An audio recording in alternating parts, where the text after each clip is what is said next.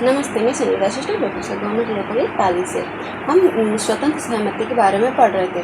आज हम स्वतंत्र सहमति में मिस रिप्रेजेंटेशन यानी मिथ्या वर्णन पढ़ेंगे, जो सेक्शन 18 में दिया गया है। जो मिथ्या वर्णन वो जानबूझकर भी किया जा सकता है, यानी ज्ञानवश भी किया जा सकता है, अज्ञानवश भी किया जा सकता है। जब ये ज्ञानवश किया जाता है तो कपट की श्रेणी में आता है, जिसके बारे में सेक्शन 17 में दिया गया है।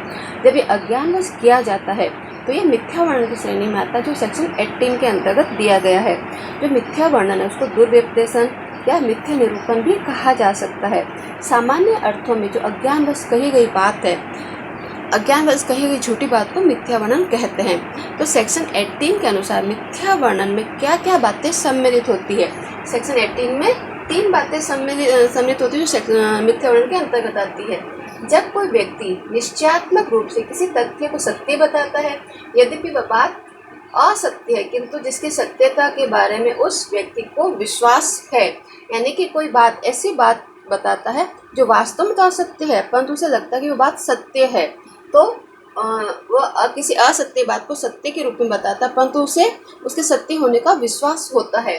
दूसरा है बिना धोखा देने के उद्देश्य से अपना कर्तव्य भंग करता है। उसका जो कर्तव्य, उस कर्तव्य को भंग करता है, जिससे उसे तो लाभ होता है, किंतु दूसरे पक्षकार को क्या होती है, हानि होती है। जब ठहराव किसी एक पक्षकार को ठहराव की विषय वस्तु के बारे में गलती करने के लिए प्रेरित करता है, चाहे कितनी ही अज्ञानता के साथ क्यों न किया गया हो। हम इन तीनों के बारे में डिटेल में पढ़ेंगे। ये तीनों बातें क्या है जो मिस रिप्रेजेंटेशन में सम्मिलित होती है। तो इसके बेसिस क्या हो गए, तथ्यों का निश्चयात्मक कथन होना चाहिए, कर्तव्य भंग होना चाहिए, और अज्ञानता वश दूसरे पक्षकार को गलती करने के लिए प्रेरित करना होना चाहिए। तो सबसे पहले है तथ्यों का निश्चयात्मक कथन। तथ्यों का निश्चयात्मक कथन का मतलब, जब कोई व्यक्ति निश्चयात्मक रूप से किसी बात को सत्य बताता है, जबकि वह बात सत्य नहीं है, परंतु जो ऐसा कहने वाला व्यक्ति है उसको लगता है कि वो बात सत्य है, तो इसे कहा जाता है कि तथ्यों का निश्चयात्मक कथन उसने किया है। तो यहाँ पे उसने क्या किया, तथ्यों के निश्चयात्मक कथन के आधार पर मिथ्या वर्णन किया है। तो यहाँ पर जो पीड़ित पक्षकार है वो क्या करवा सकता है, ऐसे जो अनुबंध हुआ है उसको वो व्यर्थ घोषित करवा सकता है। इसके संबंध में केस है Mohanlal versus Shri Gangaji cotton mills का केस है। इस केस में क्या था कि ए व्यक्ति बी से कहता है कि सी कंपनी का डायरेक्टर होगा, परंतु ए ने ये बात सी से नहीं सुनी है, किसी थर्ड पर्सन यानी कि मान लो एक्स से सुनी है। तो फिर बाद में क्या हुआ, सी डायरेक्टर नहीं बनता है। तो यहाँ पर ए ने क्या किया है, ए ने कपट किया, मिथ्या वर्णन किया है। यहाँ पे ए ने मिथ्या वर्णन किया है। क्यों? क्योंकि इसने एक्स द्वारा कही गई बात को क्या माना था, सत्य माना था। इसने कहा था कि सी डायरेक्टर बनेगा, इसने विश्वास कर लिया और वही बात इसने बी को कह दी। तो यहाँ पर ए मिथ्या वर्णन का दोषी होगा। तो Mohanlal versus Shri Gangaji cotton mills 1899 का ये केस है। दूसरी बात है कर्तव्य भंग। कर्तव्य भंग के संबंध में क्या है कि जब कोई पक्षकार बिना किसी मतलब दूसरे पक्षकार को बिना धोखा देने के उद्देश्य से अपना कर्तव्य भंग करता है, जिसके परिणाम स्वरूप उसे तो क्या होता है, लाभ होता है, परंतु दूसरे को क्या होती है, हानि होती है। तो यहाँ पर भी ये क्या होगा, यहाँ पे पीड़ित पक्षकार है, उसकी इच्छा पर यह अनुबंध क्या हो जाएगा, व्यर्थ हो सकता है। जैसे कि कोई व्यक्ति है अपना बीमा करवाता है, और जो बीमा का जो प्रस्ताव पत्र होता है उसमें अपनी एज वो 25 लिखता है, परंतु उसकी जो एक्चुअल एज है वो 27 होती है, जिसका उसको भी पता नहीं होता। उसको बाद में पता चलता है कि 27 साल का है।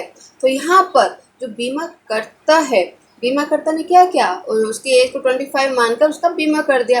तो यहाँ पे बीमा करता जो कंपनी है उसको तो क्या हुआ, उसको लॉस हो रहा है, परंतु जिस व्यक्ति ने अपनी एज 25 बताई, 27 की जगह, उसको क्या हो रहा है, लाभ हो रहा है। तो यहाँ पे क्या किया, उसने अज्ञानवश अपना कर्तव्य भंग किया है और उसको लाभ हो गया, और कंपनी को क्या हो रहा है, कंपनी को नुकसान हो रहा है, हानि हो रही है। तो यहाँ पर इसे कर्तव्य भंग के द्वारा मिथ्या वर्णन कहा जाता है। तो यहाँ पे जो कंपनी है, जो बीमा करता है, उसकी इच्छा पर वो जो अनुबंध है वो क्या हो सकता है, व्यर्थ, वो अनुबंध को व्यर्थ घोषित करवा सकता है। फिर थर्ड है अज्ञानता वश दूसरे पक्षकार को गलती करने के लिए प्रेरित करना। जब कोई पक्षकार अज्ञानवश मिथ्या वर्णन के कारण दूसरे पक्षकार को किसी तथ्य संबंधी गलती करने के लिए प्रेरित करता है, तो वह मिथ्या वर्णन कहलाता है। इसके अंतर्गत एक उदाहरण दे सकते हैं, जैसे कि एक व्यक्ति है अपना मकान बी को बेचता है और उसे लगता है और वो उसको कहता है कि वो मकान बहुत मजबूत है, जबकि वास्तव में उसकी नींव हिल चुकी है, किन कारणों से नींव हिल चुकी है, जिसके बारे में व्यक्ति जो बेचने वाला है, विक्रेता, उसको ही नहीं पता होता है। तो यहाँ पर जो क्रेता है, मकान का जो क्रेता है, मकान को जिसने खरीदा है, वो क्या कर सकता है, इस अनुबंध को निरस्त करवा सकता है। क्यों? यहाँ पर जो व्यक्ति है उसने अज्ञानवश जो क्रेता को क्या किया है, गलती करने के लिए प्रेरित किया है। इसके संबंध में एक फेमस केस है, डेयरी वर्सेस पिग केस 1889 का केस है। इस केस में क्या था? इस केस के अंतर्गत एक कंपनी थी, कंपनी ने एक प्रोस्पेक्टस प्रकाशित किया। प्रोस्पेक्टस क्या होता है? प्रोस्पेक्टस कंपनी का प्रोस्पेक्टस में कंपनी के बारे में संपूर्ण जानकारी दी जाती है और उसके अंदर जो जानकारी दी जाएगी वो सही होगी। ये क्या है? मैंडेटरी है। उसके अंदर सारी जानकारी सही सही दी जाएगी और सारी जानकारी भी दी जाएगी।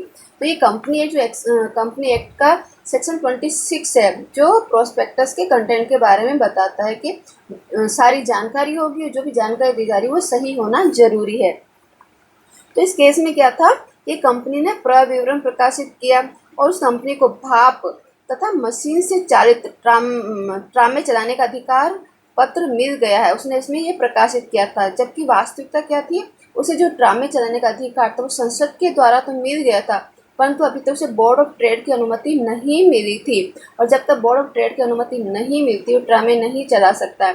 परंतु जो कंपनी के जो संचालक थे वो सोचते थे कि जब संसद की अनुमति मिल गई है तो बोर्ड ऑफ ट्रेड की अनुमति मिलना ईजी होता है, वो केवल फॉर्मेलिटी ही होती है। तो इसके आधार पर उसने प्रकाशित कर दिया कि उसे ट्रामे चलाने का अधिकार है। परंतु बाद में जो बोर्ड ऑफ ट्रेड है उसने अनुमति देने से इनकार कर दिया। तो यहाँ पर इस प्रोस्पेक्टस के आधार पर जो वादी है उसने इस कंपनी के कुछ शेयर परचेज कर लिए, कुछ शेयर खरीद लिए।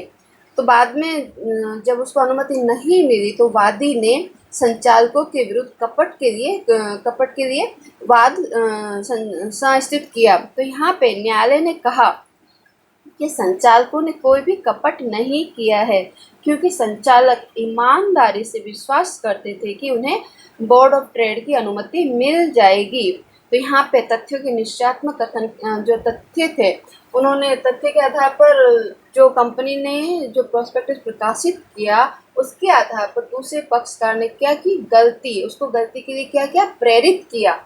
तो यहाँ पे जो डेयरी वर्सेस पिग के केस में उसे कपट नहीं माना गया, उसे एक मिथ्या वर्णन के आधार पर व्यर्थ घोषित किया गया। तो ये मिथ्या वर्णन के संबंध में, मिथ्या वर्णन क्या होता है, कोई अज्ञानवश कोई ऐसी बात कहता है जो कि वास्तव में असत्य है, परंतु वो उसके सत्य होने विश्वास करता है, अज्ञानवश अपना कर्तव्य भंग करता है, जिससे उससे तो लाभ हो जाता है किंतु दूसरे को क्या होती है, हानि होती है। तो यहाँ पे मिथ्या वर्णन के आधार पर जो पीड़ित पक्षकार है वो क्या कर सकता है, अनुबंध को व्यर्थ घोषित करवा सकता है। अब है जब मिथ्या वर्णन के आधार पर जो कॉन्ट्रैक्ट किया जाता है, अनुबंध किया जाता है, तो उसके प्रभाव क्या होंगे, ऐसे अनुबंध क्या होंगे, तो क्या इफेक्ट होते हैं मिसरिप्रेजेंटेशन का जब कोई अनुबंध में मिथ्या वर्णन होता है। तो ऐसे जो मिथ्या वर्णन है उसका कॉन्ट्रैक्ट पर क्या इफेक्ट होगा, सबसे पहले वो अनुबंध व्यर्थनीय होता है, यानी पीड़ित पक्षकार न्यायालय में जाकर उस अनुबंध को व्यर्थ घोषित करवा सकता है। किंतु कुछ परिस्थितियां होती है जहां पर अनुबंध को निरस्त करने का अधिकार समाप्त हो जाता है। कब कब ऐसी परिस्थितियां होती है, जब साधारण प्रयासों से ही सत्यता का पता लगाया जा सकता हो, यानी कि जो पीड़ित पक्षकार है उसने साधारण प्रयास भी नहीं किए सत्यता का पता लगाने के लिए, तब वहाँ पर वो व्यर्थ घोषित नहीं करवा सकता है।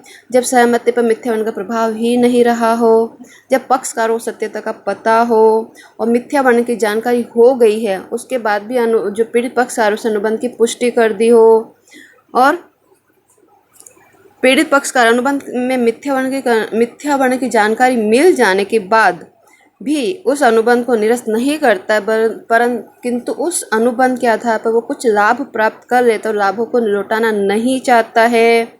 और जब मिथ्या वर्णन के आधार पर स्वीकृति देने वाले पक्षकार को पुनः पूर्व स्थिति में नहीं पहुंचाया जा सकता, यानी किसी थर्ड पार्टी ने कोई लाभ उस कॉन्ट्रैक्ट के आधार पर कोई लाभ प्राप्त कर लिया हो, तो यहाँ पर जो मिथ्यावन के आधार पर जो अनुबंध हुआ है उसे निरस्त नहीं किया जा सकता। दूसरा क्या होता है, प्रत्यास्थापना का अधिकार होता है। जो भी पक्षकारों ने एक दूसरे से लिया है उसे वापस लौटाने का, जब अनुबंध को व्यर्थ घोषित कर दिया जाता है तो वापस वो एक दूसरे को लौटाएंगे, यानी कि ऐसे प्रारंभ की स्थिति में आ जाएंगे कि उनके बीच में कोई भी अनुबंध हुआ ही नहीं था।